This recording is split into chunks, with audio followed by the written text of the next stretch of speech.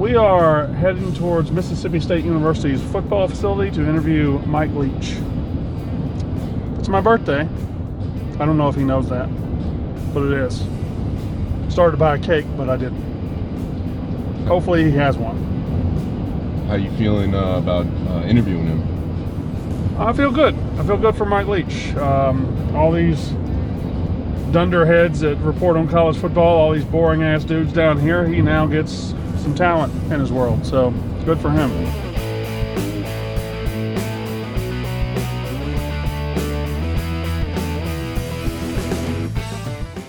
My name's Brandon Walker, and I'm important too.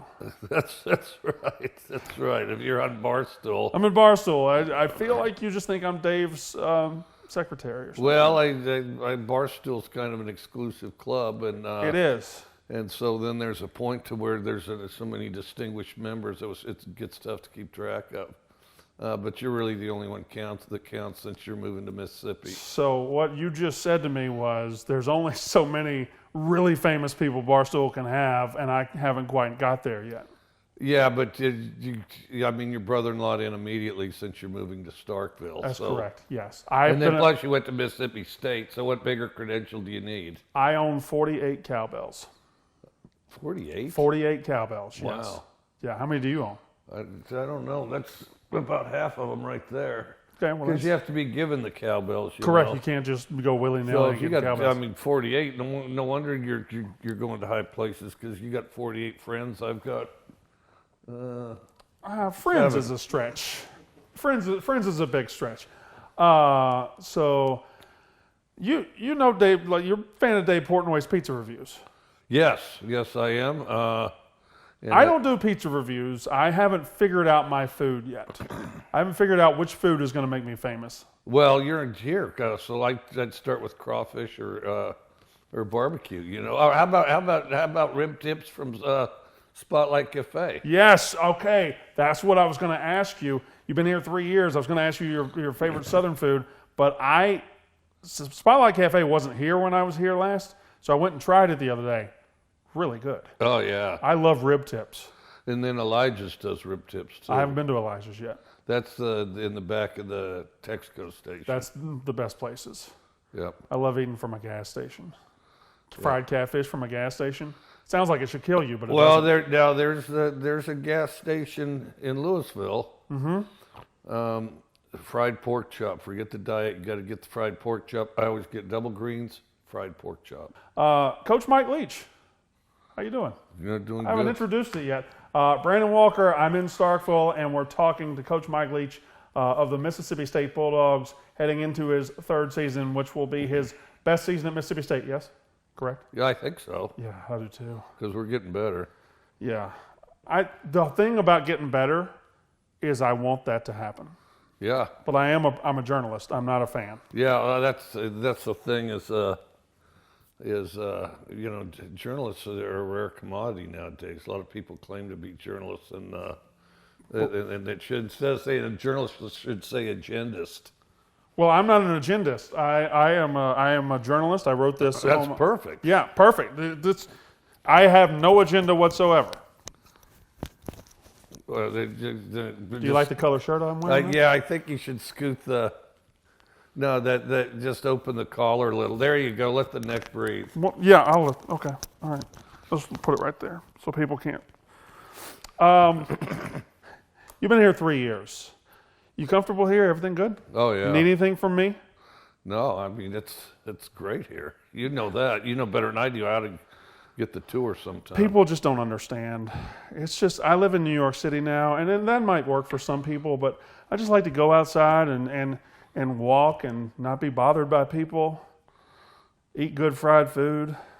Well, then it's crawfish season, so that makes it all the better. Oh, sorry, I just blacked out for a second. I wasn't even thinking about life anymore. I was just thinking about living down here again and being happy. I'm going to talk to you about some real football questions, some actual football questions. I do run a football podcast. Okay. Playoff expansion, college football. Oh, I'm in favor of it. Really? Why are you? Because I am staunchly in favor of it. I think right now a 4-team playoff is a very exclusive country club, and it's hard to break in. Why are you in favor of it? Well, plus it doesn't really make sense, and plus, I mean, You know, if people think they have fun with 4, would they have more fun with 64? Of course they would. And then now I do think you could be as high as 64. I think the minimum needs to be 16. Really, 16. And then the crazy thing is a lot of officials in Division I act very confused anytime you talk about, well, originally playoffs, because I've been talking about playoffs for a long time. I was one of the first guys saying they should have playoffs, they should have playoffs, they should have playoffs. Okay, but then of course Division I gets a very confused expression anytime you mention playoffs. Well, how would you do it? Right. Well, what about their academics? Well, what about, you know, and they just go on, you know, and they're just excuses because they don't feel like doing it. Every level of any sport, every other sport has figured out playoffs. Yeah, and every level of football has. Yeah. But then Division I is confused. They say, well, it'll damage the guy's academics, which well, first of all, it won't, because you can work around it. But second of all, if it does, it's damaging it less than virtually every other sport does. You know, basketball, baseball, where you're on the road all the time. And so, but one way to do it, the champion plays 16 games, okay? So you got your 10 games, and then now teams that are assured of being in the playoffs in the 64, you know, they're off the week after the season as they sort this out and figure out who plays who does what, okay? But then you can have everybody's allowed to have 2 more games, and you'd have some great cross-country matchups. Teams that aren't playing in the playoffs, of course, they would play on that week. And so that gives your better teams an advantage, which is Right. fine in a playoff setting. Right. So then, and then the next round you incorporate the bowls, but you don't stay there as long. You know, you incorporate the bowl, get there. Get in, get out. I think, somebody can add it up, but it's about 32 games, which that's about how many bowls we have. And then you can have a rotation for the championship. And then the other thing is I think the notion that people wouldn't pay attention is false. They say, okay, once their team's out, nobody will watch anymore. Well, that's not true. I mean, because that's not true at all. Because you know, there's a lot of people that can't tell you where Gonzaga is on a map, and yet they're running around with Gonzaga gear because they got excited about watching Gonzaga play in the basketball tournament every year. And then so there's all these Gonzaga fans that don't know where Spokane is, right? Same works with Duke and Durham, North Carolina. People have no idea where Durham falls in North Carolina, but they're Duke fans because they've seen Duke on their TV every March since 1982. Right. What about people, because I got a friend in media, his name's Josh Pate, he's a bald-headed idiot for CBS Sports, and he believes that if we were expanding the college football playoff, it would hurt the regular season, which is the best regular season in sports. I think it would enhance the regular season. I agree. Because you'd have more teams playing for more stakes. Well, because, okay, if it hurts the regular season, then, so somebody loses 2 games, and then you're going to quit watching them because they can't win the national championship? Right. Well, that's absurd at every level. Yeah. That's like, well, let's just have them stop playing then. Yeah. I mean, if we're going to go down that path, then, once somebody's lost, and just to ensure it, 3 games, I say they stop playing all the rest of the season. Yeah. I mean, that doesn't make any sense. No, of course it enhances the season because the path and the chapters go on forever. You see them develop, okay, well, this team, they're definitely going to be in the 64. Well, I wonder what they'll be seated. We'll switch gears. We're talking football. But if I could give you a time machine right now, and you can go back in time and pick one quarterback in the history of football to coach, and that's the guy you send out there with your plays and your mindset and everything, who would that quarterback be? You know, when I was a kid, it was always Bart Starr. I had a picture of Bart Starr over my bed, read everything I could get my hands on the Green Bay Packers, read instant replay at a ridiculously young age. Like 4th grade, I read instant replay. And then, so I was a big Bart Starr fan. And then, of course, that Bart Starr, Johnny Unitas, and then later on, I studied more and more about Johnny Unitas. I mean, what a determined guy as far as playing and things like that. And then, of course, one of the exciting ones to think about was Kenny Stabler, Sure. Yeah. And then you would have had to worry about him on and off the field, though. Well, and then arguably the most talented one, maybe, was Joe Namath. And then What about Marino? well, that's what I was going to say. The guy that because this, if you think about it, when you had all the Montana, Marino, Aikman, I mean, every team had just a whole lineup of quarterbacks, a lot more densely forested with quarterbacks than it is now. Because now there really aren't that many good quarterbacks in the NFL, in my opinion. But I always thought Dan Marino was the best one. That was my favorite. I grew up, I was a child of the 80s. Dan Marino was the guy that got me into football. Well, he could throw from no space at all. Right. So, no, he wasn't a fast guy, but some of those guys need so much space to throw. Dan Right. Marino, in about a 1 foot square, Yeah. could throw the ball and just gas it He also needed zero time to on a throw. line. Oh, because it'd come off his hand right now, and he was one of those guys that could see it. And just as the receiver cleared the defender, the ball was going to be in his face. And then I went to the Dolphins, watched Duper and Clayton. Yeah. Marino throw it to Duper and Clayton. And they had a pretty cool drill at the beginning of practice, which, it's kind of like that pat and go drill where you put the ball over their shoulder. But what he'd do is he'd catch the ball. Sometimes they'd be down the field, and he'd just laser at them. Sometimes it'd be 2 steps off the line, wham. Yeah. And he's just throwing it at different parts of the plane there. And, where he can literally nod at the guy and they're looking at the perfect time. And they really weren't incredibly fast receivers. They were really good with their feet. They could really set up the route. And then, of course, you have Marino putting it on him instantly, This is going to be all over the place, this interview right here. What's your favorite movie, Coach?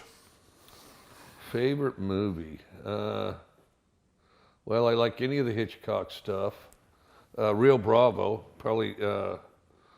That's a Western. Yeah, Rio Bravo. It's got, it's got John Wayne, Dean Martin, Pepper from Policewoman, Angie Dickinson, and then it's got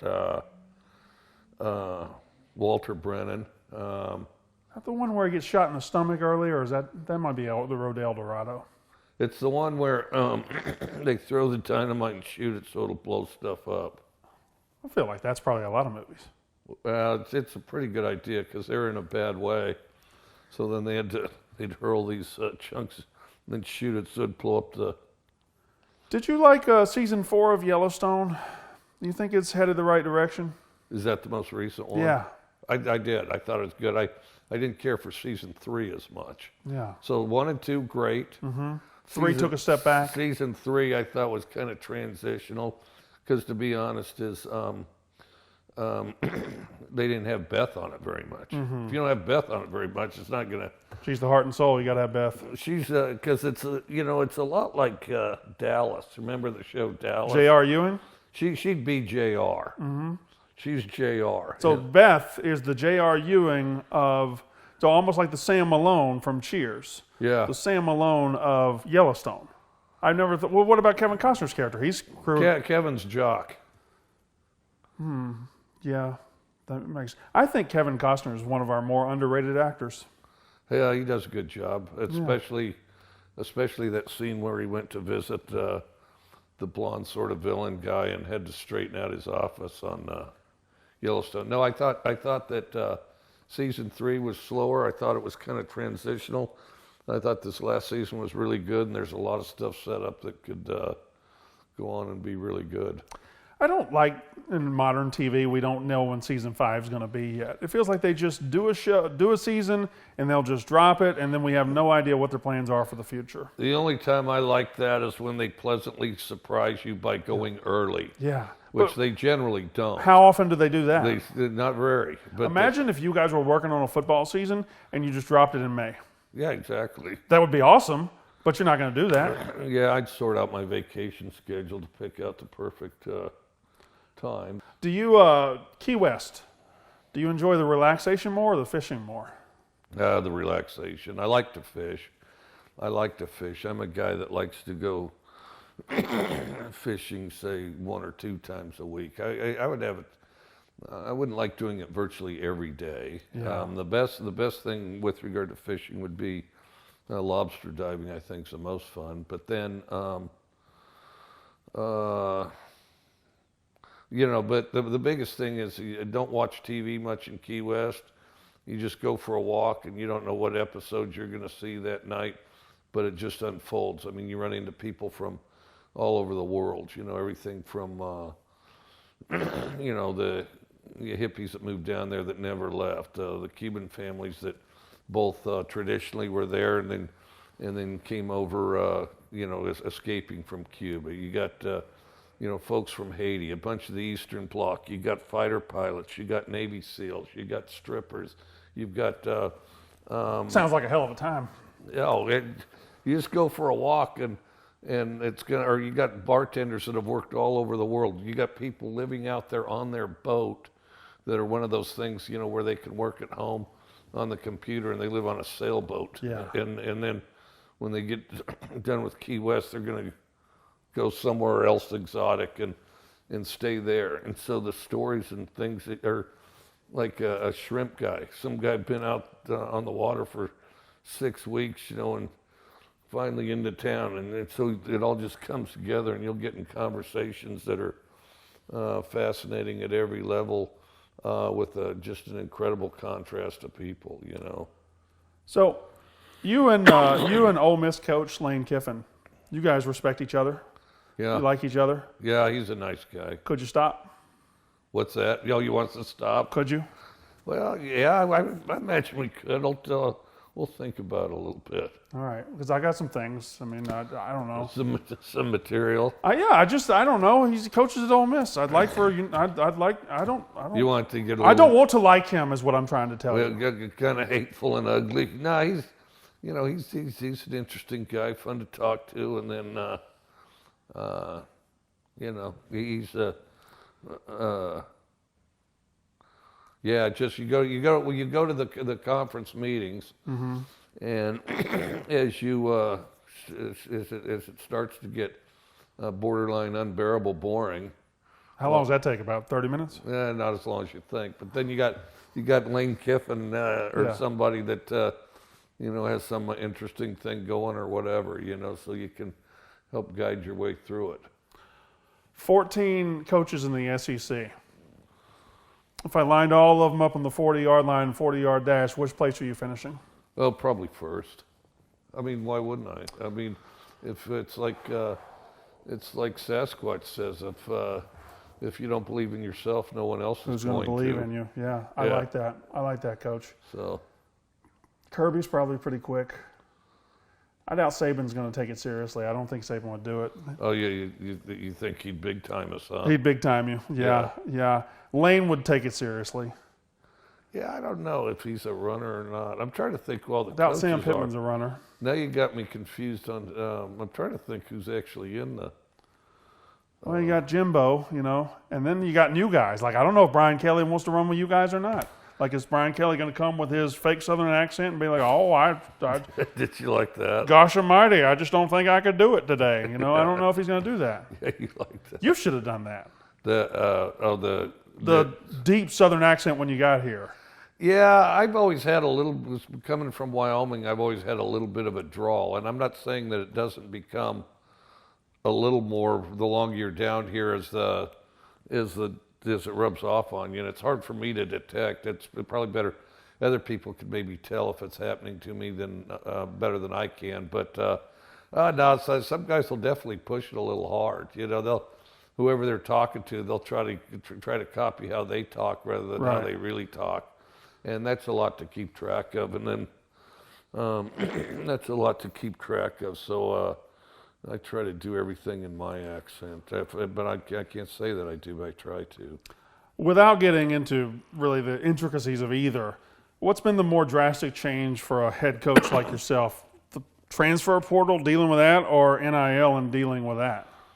Well, I think the way it is now is unsustainable. I mean, it's not sustainable right now the way it is, and So something's got to give. I mean, right now, we've got to figure out whether the student athlete is a professional or an amateur, and there's advantages to each. But the thing is we've got to have some boundaries and guidance on which exactly it is, because right now it's all the advantages of both without any of the responsibility. And you got to have, you want to be a professional, well, okay, fine, maybe you get more money, but you also get cut, you get traded, and you get drafted. A guy wants to do the hat ceremony, what school he's going to select, like hell. You're not selecting anything. Molly Putz university has the first pick in the draft, and that's where you're going, And then, and not only that, we need alignment, so we'll go ahead and trade some receiver whose dream has always been to be here at Mississippi State, right, and go get some lineman from Montana or whatever, And then, so I mean, in to say that it's not nice, it's not fair. Well, this is exactly what professionals do. That's what happens. That's what happens in minor league baseball, minor league basketball. We'd at least put them on a plane. They wouldn't have to go to Greyhound. We'd put them on a plane, and then it'd be okay. You're going to San Jose, and we're going to need that room in a couple hours because that other kid's coming to town. right.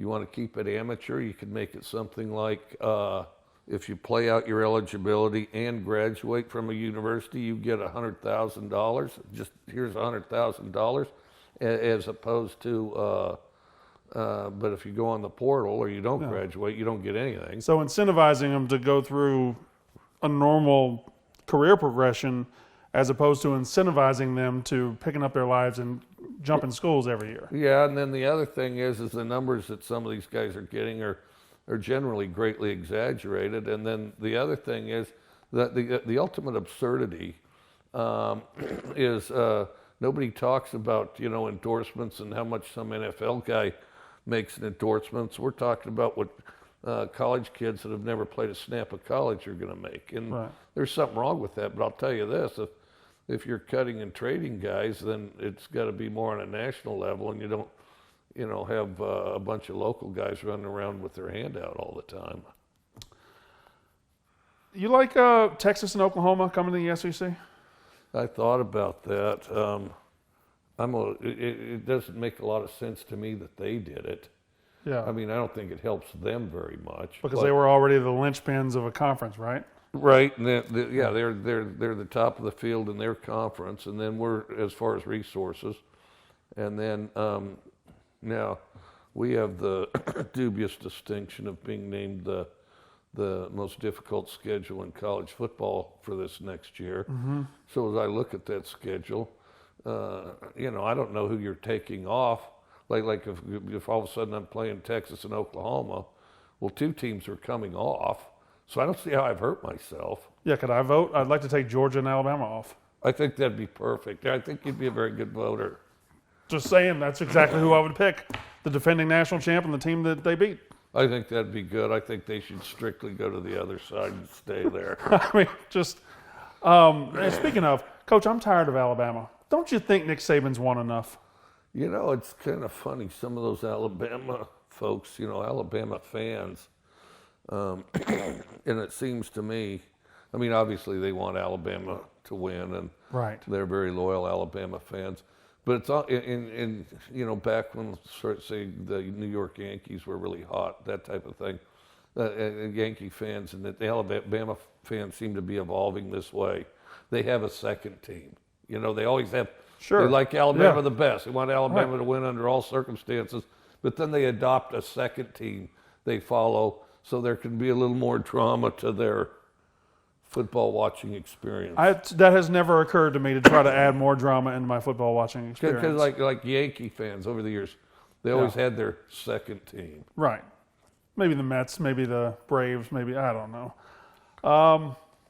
Have you ever gone into a press conference where you were going to be faced with the media? Have you ever gone to the press conference with the mindset, all right, today I'm just going to talk about peaches. Today I'm just going to talk about whatever I want, and these guys are going to follow along, and it's going to be great? I've thought about that, and I've done it on answers to various questions. I remember the time, I can't remember when it was, but I remember seeing it on TV. Bobby Knight went out there and talked about fishing. Just started talking about fishing, demonstrated how to cast, and says, and that's just what I'm going to do. And he turned around and walked out. You could do that. like you've made such a not career for yourself, but a reputation of somebody who says great lines in press conferences. I feel like sometimes you just look in the mirror and say, "All right, well, watch this one."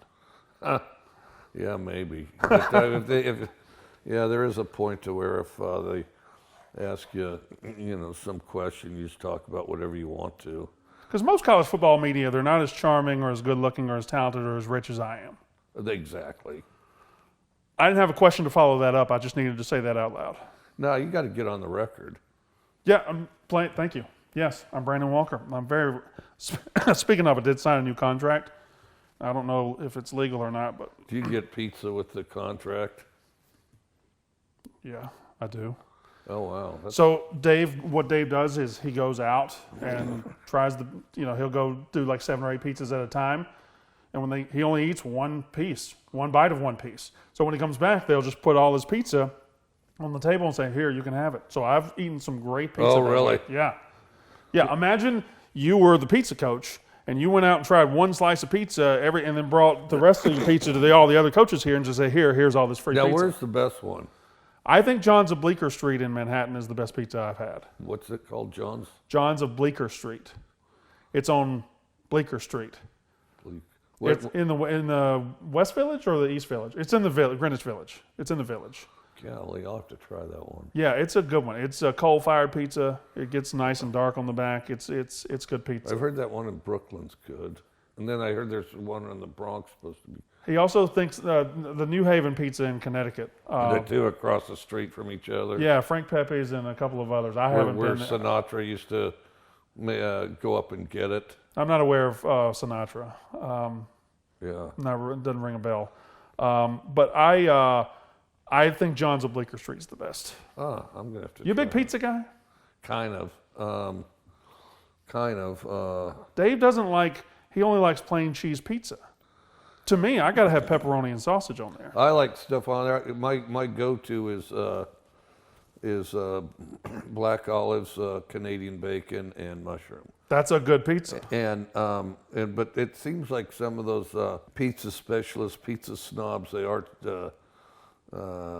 cheese pizza fans. And then and then I got a guy from New Jersey on the staff, Eric Mealy, and so he's kind of the guy you bounce pizza ideas off of. Really? Part of it is because he's motivated. Yeah. I can't say he's right, but he's motivated, and I live in Jersey.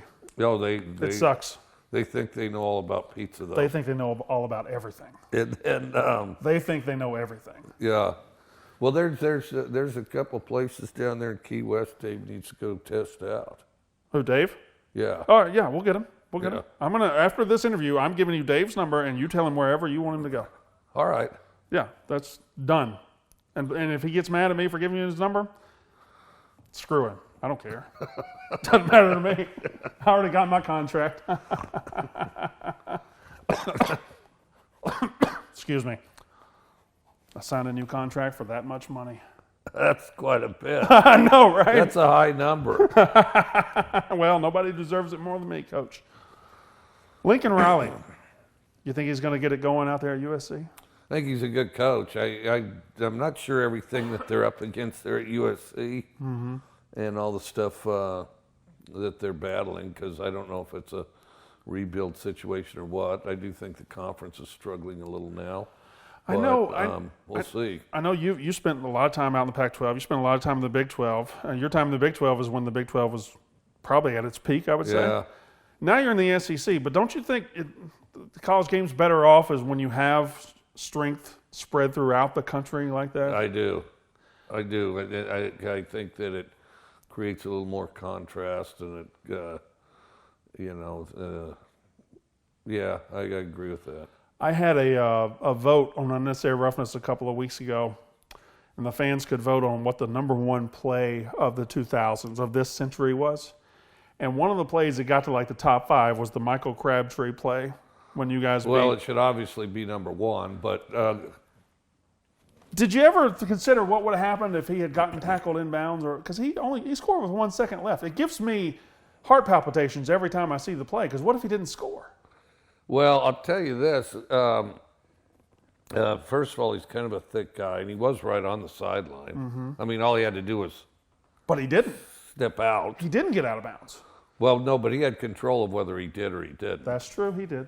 He had control of whether he did or he didn't, and then he saw the lane up the sideline and ran. Well, he did. I mean, he did run through the safety's arms, ran right through his arms. But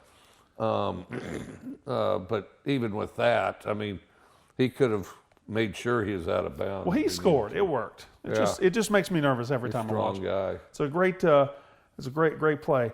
Your offense was once an outlier in college football. Your offense was once something that looked about like this is. A lot of people looked at it as like it was the future or it wasn't going to happen or whatever. But now the thought of an air raid, the thought of throwing the ball constantly, the thought of spreading the field, it's all over college football. Do you like that or do you not like that? A little of both. It's all over the NFL. If you look at it, probably for at least the last 12 years, with rare exception, both participants in the Super Bowl have run some air raid concepts. Okay, so the good part is it's easier to find quarterbacks and skilled receivers, and then we have a natural appeal to some quality ones. The negative was when we first started doing it, we were the only, one of the few teams do that sort of thing, and so I thought it put more pressure on other defenses when, they prepared for a team like us. It was almost like being an option team.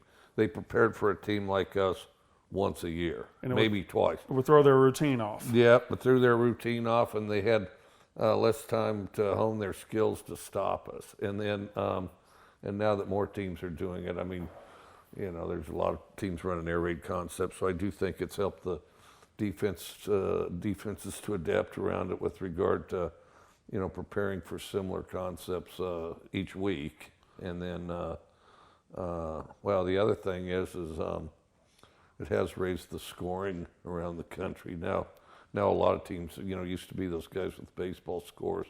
A bunch of them are scoring a lot of points now. Are you able to get more high school players that are more ready-made to go into the air raid because they were doing it in high school too? Oh yeah, especially those places where they have passing league, California, Texas, some of those bigger places. You'll go out there recruiting, and you got to wait till his passing league game's over. I think it's really helped develop the skills. And then anytime you're competing at something, it just raises your level of athleticism and things.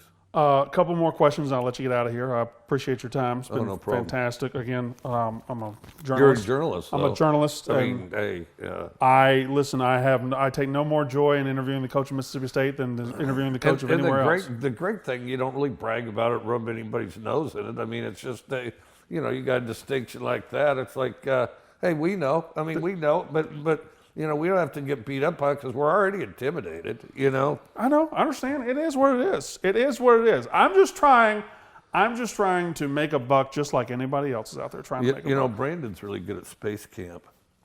Brandon? Oh, yeah. Well, I don't like his name. Okay. I don't like his name at all. NCAA football, the video game. You think you could beat me at it just because plays better than... No chance, because I've never played it and don't really know how to play. You'd probably be pretty good pretty fast, though, because you understand where things are. But is it a deal where you have to do type real fast? No, you just hold it in your hand like this. You don't type. Yeah. It's not like it. You don't have to send an email about it. Okay, so what do you... You hold a controller in your hand like this. Okay. And then you'll have a receiver. You'll have an A button, a B button, a C button, a D button. You'll throw it to A, B, C, or D. I don't know if I'd be able to. You'd probably throw a bunch of picks, and then you probably. wouldn't. Then I'd break the thing. I've probably broken 75 controllers in my life. So I've never done it before. And then my brother was always really good at that sort of thing. My brother wasn't. Really? I don't have a brother. I don't even know why I said that. Yeah. Yeah. Are you an only child? I am and I'm not. Yeah. I'm an only child, but I have a sister. Oh, I got you. I was, no, you don't. I was 16 years old when my sister was born, so I lived a life of an only child till I was 16, Yeah. and she was born, and now I have a sister. I got her a job at Barstool. Really? Yeah, she's not talented at all, but I got her a job at Barstool. Well, shoot, that's pretty good. Now she lives in New York. Golly. I wish I was your sister. That's weird. I'd get to go work at Barstool. I could get you an internship at Barstool. We'll get exercise going up and down the streets of New York, seeing it all come together. I don't think you'd like Go that. eat at that pizza place at John's? Yeah, at that street, and then Bleecker? yeah, it wouldn't be all bad. I can't afford anything good in New York, but You'll be able to. They're all moving out. it's actually very, very true. When you go on let's say you go on a 3-hour recruiting trip, 2-hour recruiting trip, what's on the radio? Oh, How are you occupying your time? well, to be honest with you, hate to say this, but I'm usually on the phone. Okay, That's illegal. and then no, not in Mississippi. It's true. Nothing's illegal in Mississippi. No rules. That's what I love about Mississippi. There's no rules here. Like Outback Steakhouse. But no, I'll have the things in my the headphones, right? And so I'll have the headphones, so it's all hands free. And so I'm usually on the phone, okay, and then with my hands on the steering wheel where I can hear and talk. I'm legally on the phone, okay. So then. But if I'm on the radio, I'm a classic rock guy. It's usually classic rock. Yeah. All right. Your third year at Mississippi State. What's the plan? Well, we're getting better. We're getting older. That's one thing that's going to help us right there. People don't realize, last couple of years, so many touchdowns and points scored by freshmen and sophomores, probably more scored by freshmen and sophomores at Mississippi State than anywhere else in the country. You'd agree with that? Yeah, that's accurate. It's accurate, yes. It's a statistic, and we're coming. Well, I'm a journalist. Sorry. Some of these schools aren't going to have 96, 97 scholarships this year because with COVID. Are we? No, we only had like 77 last year. Oh. But you know what happened where the imbalance came was so when COVID happened, everybody got an extra year, and if they stayed.